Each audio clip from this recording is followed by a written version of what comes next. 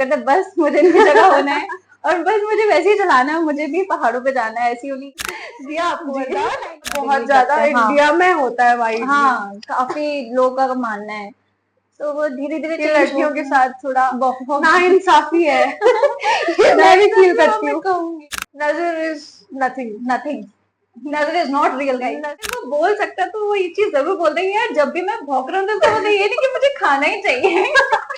Dumbest वे है जिससे आपने खुद को इंजर्ड किया है। हाँ यार, अभी रिसेंटली इस बात पे मेरा बहुत मजाक उड़ा है यार, कोई बाल स्ट्रेट कर रहा है, कोई मस्कारा लगा रहा है, कोई और कह जो रहा है मेरा मस्कारा लगा आईलाइनर रहा बिगड़ है, गया, जो मस्कारा लगा रहा है वही सबके लगाएगा, वही सबके लगाया, जो आईलाइनर लगा रहा है वो वो सबके लगाएगा।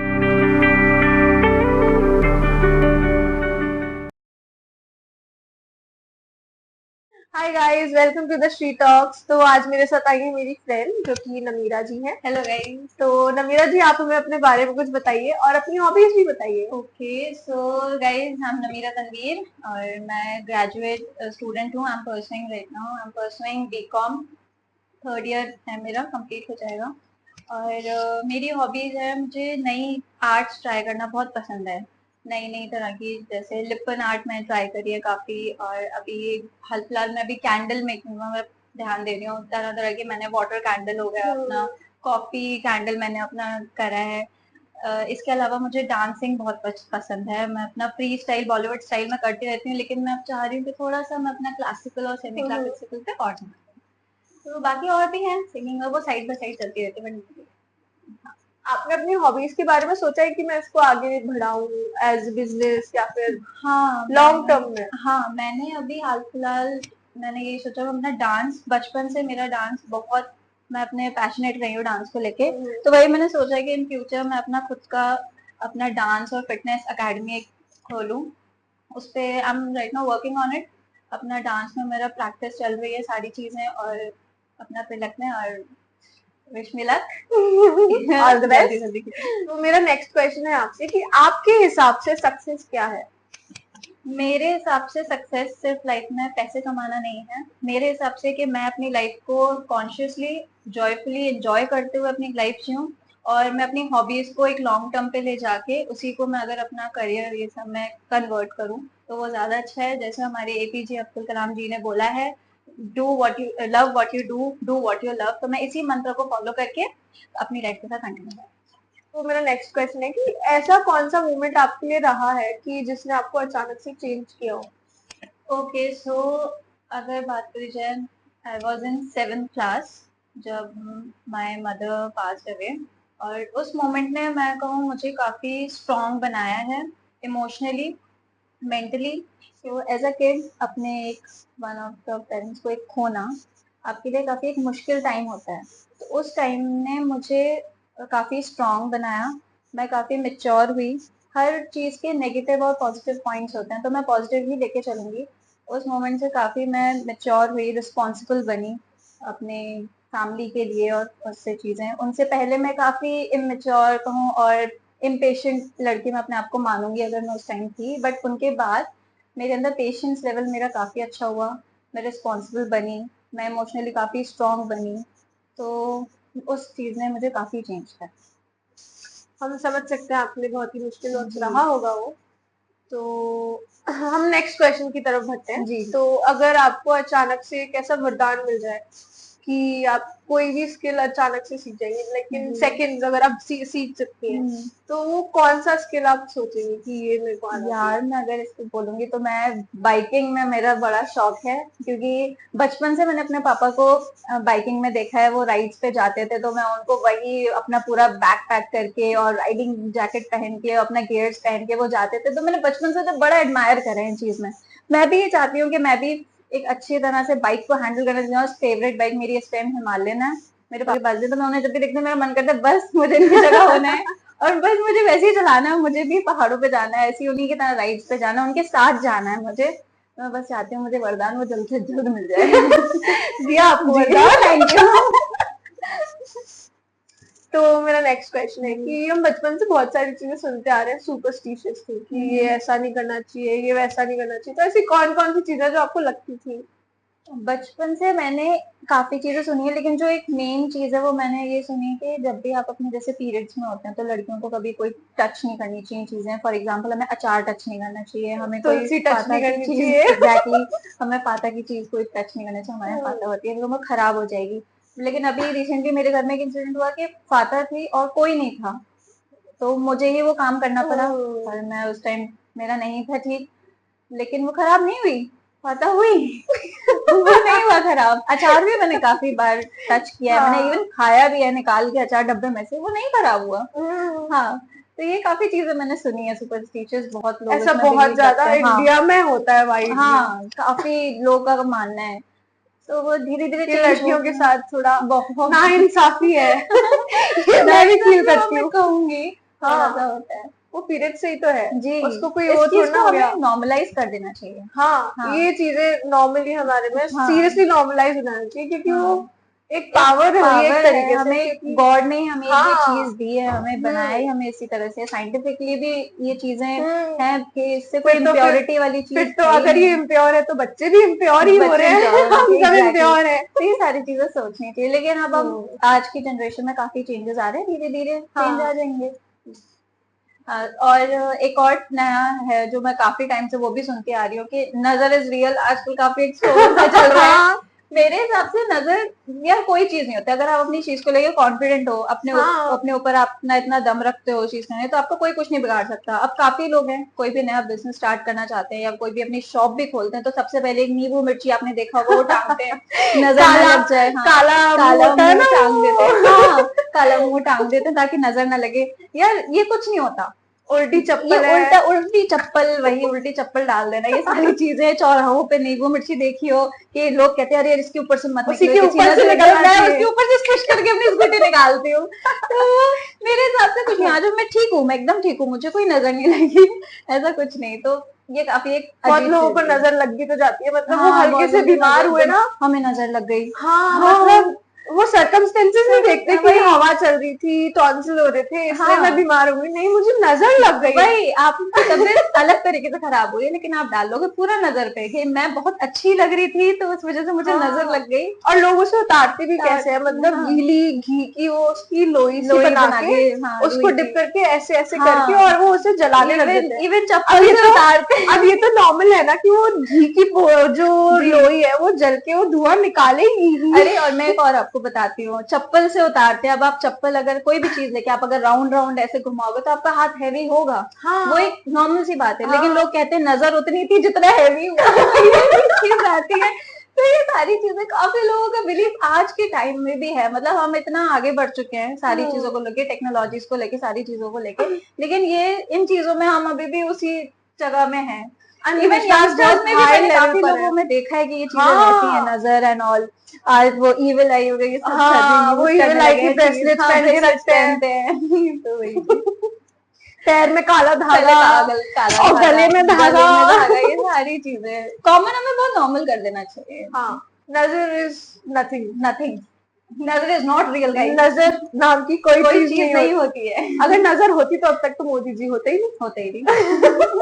काला जादू होता तो वो ना जाने क्या से क्या हो जाता। हाँ भाई, लोग बोलते हैं राजा भी मानते थे, पुराने जमाने के राजा भी मानते थे, तो जी, तभी तो वो नहीं रहे ना। वही, ब्रिटिशर्स ने 200 साल कैसे राज कर दिया। वही तो, उनका इन सब में बिलीव नहीं था। हाँ हाँ, ये सब नजर आपको इज इंडिया में नथिंग। ही मिलेंगी, ये हाँ सारी चीजें फॉरेन कंट्री में। तो मेरा नेक्स्ट क्वेश्चन है कि आपके हिसाब से ऐसे कौन से वियर्ड फूड कॉम्बोज है जो आपको सीक्रेटली बहुत पसंद है। यार सीक्रेटली तो ऐसा कोई मुझे वियर्ड कॉम्बो पसंद नहीं है, मैं नॉर्मल खाने में अच्छा लगता है, और शायद मुझे जो पसंद है वो नॉर्मल ही है। लेकिन मैं आजकल देख रही हूँ काफी वियर्ड कॉम्बो चल रहे हैं, जैसे Fanta with Maggi, Fanta Maggi. हाँ, हाँ मैंने चॉकलेट, सुना है कोको हाँ, कोला मैगी। हाँ, चॉकलेट पान हो गया आपका, है ना, चॉकलेट मोमोज हो गया, तो ये मेरे हिसाब से ये कॉम्बोज मुझे बिल्कुल नहीं अच्छे लगते, क्योंकि मुझे पान बहुत पसंद है। मुझे सिंपल पान, मीठा पान भी काफी हद तक मुझे पसंद है, लेकिन चॉकलेट पान मैं नहीं, मैं उसे, मेरे को इमोशनली हर्ट हो गया था सुन के कि चॉकलेट पान लोगों को इतना पसंद आ रहा है, मुझे फायर चॉकलेट मोमो सुन के बहुत हुआ। तो वही चीज, तो ये सारे कॉम्बो सुन के मुझे अजीब लगता है, ऐसा मेरा खुद का कुछ है। तो मेरा नेक्स्ट क्वेश्चन है आपसे, जैसे कि अगर कभी आपका पेट आपसे कुछ है ना अपनी वॉइस में कह रहा हो, मतलब या तो भौंक रहा हो या तो कुछ म्याऊं म्याऊं कर रहा हो, तो वो क्या कह रहा होगा आपके हिसाब से? मेरे यहाँ मेरे सामने तो अभी तक डॉग ही रहा है मेरे घर में पेट। अब वो जब भी भौंकता था, मेरी दादी और दादा से खाना ही दे देते थे। अब मैं अगर वो बोल सकता तो वो ये चीज जरूर बोल देंगे, यार जब भी मैं भौंक रहा हूँ तो मुझे ये नहीं कि मुझे खाना ही चाहिए। तो उसकी और भी चीज हो सकती है यार, हम हाँ। खाने की दे देते हैं, वो भौंका जैकी लोग खाना खाना है खाना, तो वही दे देते थे। तो ये चीज है। तो मेरा नेक्स्ट क्वेश्चन आपसे कि ऐसा कौन सा डमेस्ट वे है जिससे आपने खुद को इंजर्ड किया है? हाँ यार, अभी रिसेंटली इस बात पे मेरा बहुत मजाक उड़ा है।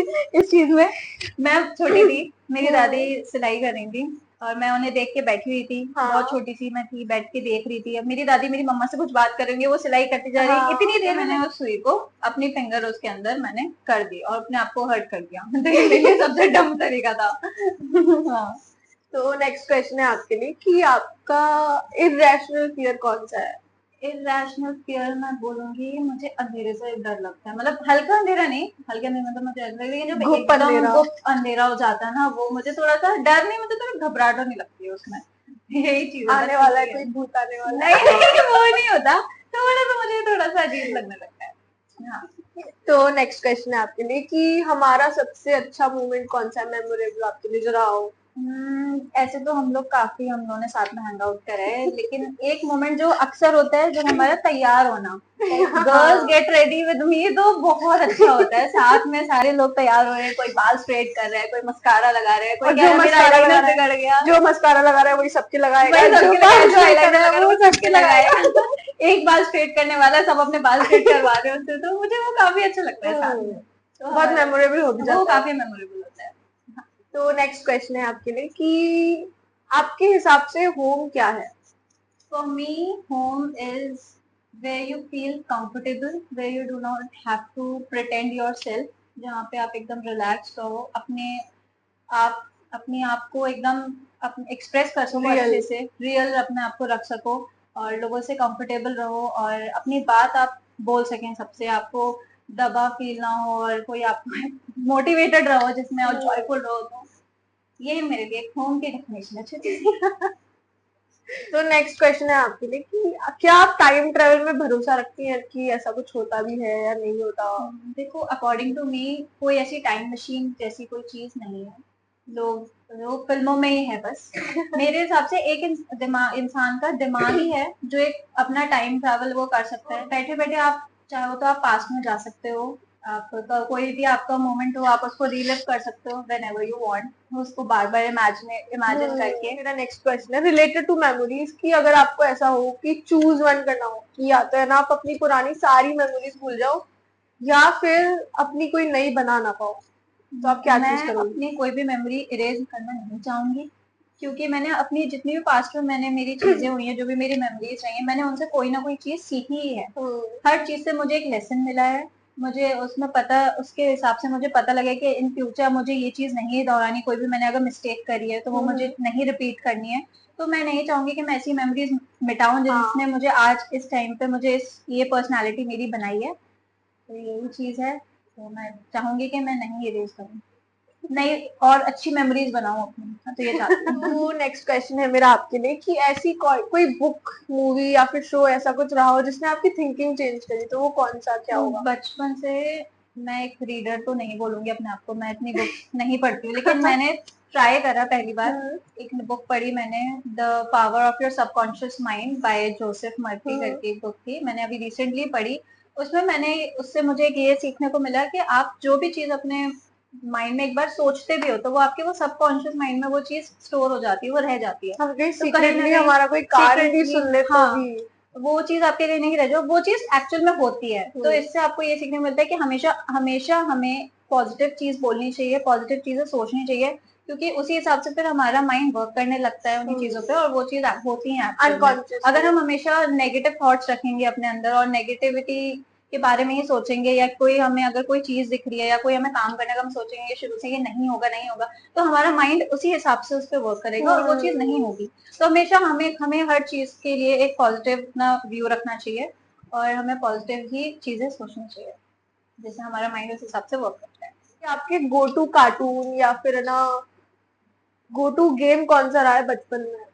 बचपन में गो टू गेम, मैं इंडोर गेम्स मैंने इतना नहीं खेले, मैं हमेशा आउटडोर गेम्स में रहती थी। बचपन में मैंने काफी गेम्स खेले, बैडमिंटन हो गया, क्रिकेट हो गया, और मैंने अपना फुटबॉल, बास्केटबॉल, ये सारी चीजें मैंने खूब खेली हैं। अभी मैं मिस करती हूँ क्योंकि मैं अपने फ्रेंड्स के साथ अब मैं इतना खेल नहीं पाती, लेकिन मैं बचपन में बहुत अपने गेम्स खेले। बैडमिंटन मुझे आज भी बहुत पसंद है, बैडमिंटन तो मुझे लगता है मेजोरिटी लोगों को पसंद ही है।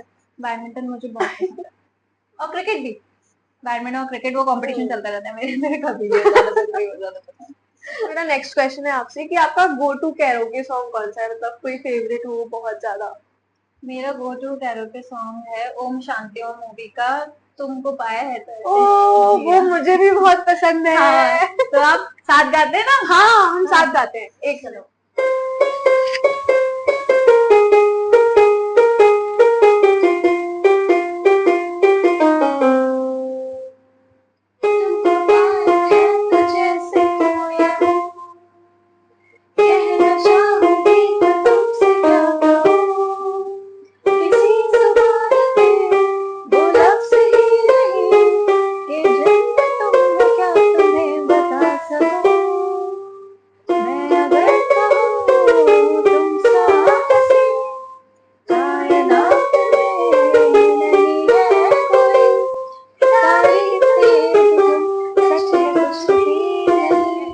आप तो काफी अच्छा कैशियो प्ले करती हैं। थैंक यू जी। आप भी बहुत अच्छा गाती हैं और हमें बहुत मजा आया ऐसे थैंक यू। पहली बार ही हमने ऐसा गाया है, बजाया है पॉडकास्ट, काफी अच्छा लगा। हाँ, नई चीज आई है। हाँ जी। तो मेरा नेक्स्ट क्वेश्चन है कि आपके हिसाब से मतलब नॉर्मली अभी बहुत सारे जनरेशन गैप्स हो रहे हैं बच्चों के बीच में, तो आप पेरेंट्स के लिए अपने हिसाब से क्या बोलना चाहेंगे कि उनको एक मैसेज देना हो? अकॉर्डिंग टू मी, काफी पेरेंट्स को ये समझनी चाहिए कि उनका बच्चा भी एक अलग इंडिविजुअल है, जो कि अपने एक लर्निंग फेज में है। हाँ, क्योंकि ऑब्वियसली बात है, पेरेंट्स हमारे एक्सपीरियंस हो जाते हैं, वो अपनी जिंदगी जी चुके हैं, बट एक जो बच्चा है वो अभी जी रहा है। वो अभी एक्सप्लोर कर रहा है चीजें, और अभी अपनी चीजें वो संभल रहा है, स्टेबल हो रहा है, वो अभी लर्निंग फेज में है। तो उन्हें मतलब समझना चाहिए, और यहीं पर ही एक अंडरस्टैंडिंग में क्लैशेस आ जाते हैं पेरेंट्स और बच्चों के, क्योंकि कोई अगर एक चीज है तो एक बच्चा अपने एक लर्निंग तरीके से उसे देखेगा, और जो उनके पेरेंट्स हैं वो उसे एक्सपीरियंस्ड वे में देखते हैं कि इसका क्या नुकसान है, क्या नहीं हो सकते। बच्चा अगर कोई चीज है वो यही देखता है कि ये नई चीज है उसके लिए, मुझे इसके बारे में जानना है, ये करना है। बहुत बार ऐसा भी होता है कि ना एक्सपीरियंस डिफरेंट होते हैं जी, है ना, पेरेंट्स ने जो एक्सपीरियंस किया हुआ है वो बच्चा उससे कुछ अलग एक्सपीरियंस कर रहा है, क्योंकि वो अलग एनवायरनमेंट में जा रहा है। जैसे कुछ बच्चे हॉस्टल जाते हैं तो उनका एक अलग पर्सपेक्टिव हो जाता है, उन्होंने अलग चीजें एक्सपीरियंस करी है। तो ये भी मुझे लगता है कि शायद ये यहाँ पे इसलिए होता है क्योंकि अगर मैं ये नहीं कहूंगी बच्चा और माँ बाप के बीच वाली चीज नहीं है, बच्चा एक अलग डिफरेंट ह्यूमन बीइंग है, माँ बाप भी डिफरेंट ह्यूमन बीइंग है, दोनों ही डिफरेंट है, पर्सपेक्टिव भी अलग है, उनसे ही है उनके बच्चे। लेकिन ऐसा नहीं है कि सारी चीजें सेम हो सकती है उनके अंदर, पर्सपेक्टिव चेंज हो सकता है किसी चीज को लेके, उनका उस चीज को लेके कुछ और थॉट्स होंगे, बच्चे का कुछ और थॉट्स होंगे, क्योंकि आज के टाइम पे माँ बाप ने पहले के टाइम की चीजें देखी, तो जो नई जनरेशन है वो उस हिसाब से अपना माइंडसेट रख रही है, तो उस हिसाब से वो उस चीज को देखेगी। तो ये चीज मुझे लगता है माँ बाप को थोड़ा समझना चाहिए कि एक चांस तो दे अपने बच्चे को, कि उसका पीओवी भी तो ठीक हो सकता है, उसकी हैप्पीनेस भी मैटर करती है काफी चीजों में। तो उसके हिसाब से सोच के देखें, थोड़ा कभी कभी माँ बाप अपने बच्चों की जगह आके देखें, तो शायद वो उन चीजों को ज्यादा अच्छे से समझ लेंगे कि वो भी क्या कहना चाह रहे हैं। और अपना अगर पेरेंट्स अगर किसी अपना उनका बच्चा अगर नहीं समझाना चाह रहे हैं तो थोड़ा अलग तरीके से समझे। ज्यादातर पेरेंट्स थोड़ा स्ट्रिक्टली और सब में जाते हैं, मतलब फ्रेंडली एक नेचर रखें अपने बच्चे के लिए, वो टोन हो जाती है, हमने एक्सपीरियंस किया हुआ है, हमें आइडिया है। हाँ, थोड़ा देखें ना कि वो बच्चा भी क्या कहना चाह रहा है, थोड़ा उसके बारे उसके हिसाब से भी सोच के देखें। वही बात आ जाती है, अपने उसकी जगह थोड़ा सा अपने आप को रख के देखें। हाँ, माना अब मैं गलत नहीं कह रही हूँ, ऐसा नहीं है, वो एक्सपीरियंस्ड है हमारे पेरेंट्स, वो हमारे अच्छे के लिए ही चीजें समझाएंगे, लेकिन अब जो लर्निंग फेज में है बच्चा, उसको थोड़ा सा टाइम लगेगा, तो उसके एक्सपेरिमेंट्स कैसे खत्म होंगे वो भी तो सीखेगा ना।